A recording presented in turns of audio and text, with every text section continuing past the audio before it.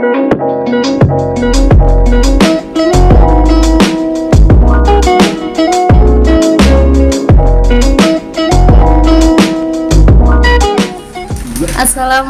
warahmatullahi wabarakatuh. Perkenalkan, nama saya Vina Arisa Umari, NPM 2201012024, Fakultas Tarbiyah Ilmu Keguruan, jurusan Pendidikan Agama Islam.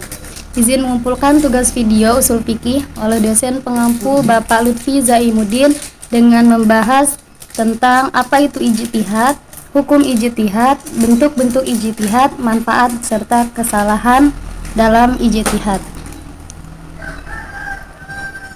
Nomor 1, pengertian ijtihad.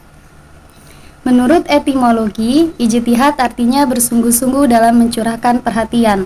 Sedangkan menurut terminologi, ijtihad adalah mencurahkan segenap tenaga dan pikiran secara bersungguh-sungguh untuk menetapkan suatu hukum.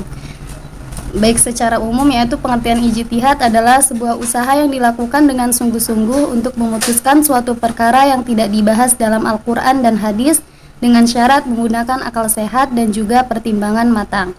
Ijtihad dipandang sebagai sumber hukum Islam yang ketiga setelah Al-Quranul Karim dan Al-Hadis, serta turut memegang fungsi penting dalam penentuan hukum Islam.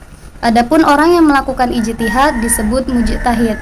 Ijtihad tidak bisa dilakukan oleh setiap orang, tetapi hanya dapat dilakukan oleh orang yang memenuhi syarat untuk melakukannya. Contoh ijtihad misalnya dalam penentuan 1 Syawal, para ulama berkumpul untuk berdiskusi mengeluarkan argumennya untuk menentukan 1 Syawal. Juga penentu awal Ramadan, setiap ulama memiliki dasar hukum dan cara dalam perhitungannya. Jika telah ketemu, maka muncullah kesepakatan dalam penentuan 1 Syawal. Yang kedua, fungsi ijtihad. Yang pertama, terciptanya suatu keputusan antara para ulama dan para ahli agama untuk mencegah kemudaratan dalam penyelesaian suatu perkara yang tidak ditentukan secara eksplisit oleh Al-Quran dan hadis.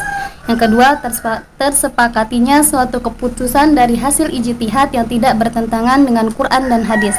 Dan yang terakhir, dapat ditetapkannya hukum terhadap suatu persoalan ijtihadiyah atas pertimbangan kegunaan dan kemanfaatan yang sesuai dengan tujuan syariat berdasarkan prinsip-prinsip umum ajaran Islam. Yang ketiga, bentuk ijtihad.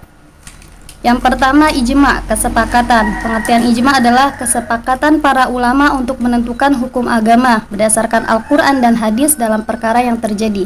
Yang kedua, qiyas.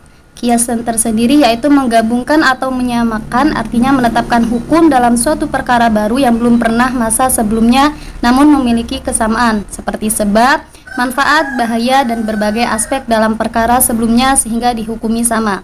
Yang ketiga, masalah mursalah. Pengertiannya, cara menetapkan hukum yang berdasarkan atas pertimbangan kegunaan dan manfaatnya. Yang keempat, sudud dariyah, yaitu memutuskan suatu yang mubah, makruh, atau haram demi kepentingan umat.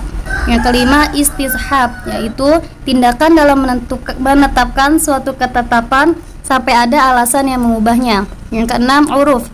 Pengertian uruf adalah tindakan dalam menentukan masih bolehkah adat istiadat dan kebebasan masyarakat setempat dalam dapat berjalan selama tidak bertentangan dengan aturan prinsip Al-Quran dan hadis. Dan yang terakhir, istihsan, yaitu tindakan dengan meninggalkan satu hukum kepada hukum lainnya disebabkan adanya suatu dalil syara yang mengharuskan untuk meninggalkannya. Yang keempat, manfaat ijtihad.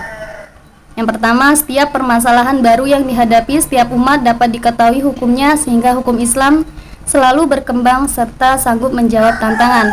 Yang kedua, dapat menyesuaikan hukum dengan berdasarkan perubahan zaman, waktu, dan keadaan. Yang ketiga, menetapkan fatwa terhadap masalah-masalah yang tidak terkait dengan halal atau haram. Dan yang terakhir, dapat membantu umat Islam dalam menghadapi setiap masalah yang belum ada hukumnya secara Islam. Dan yang terakhir, kesalahan dalam berijtihad.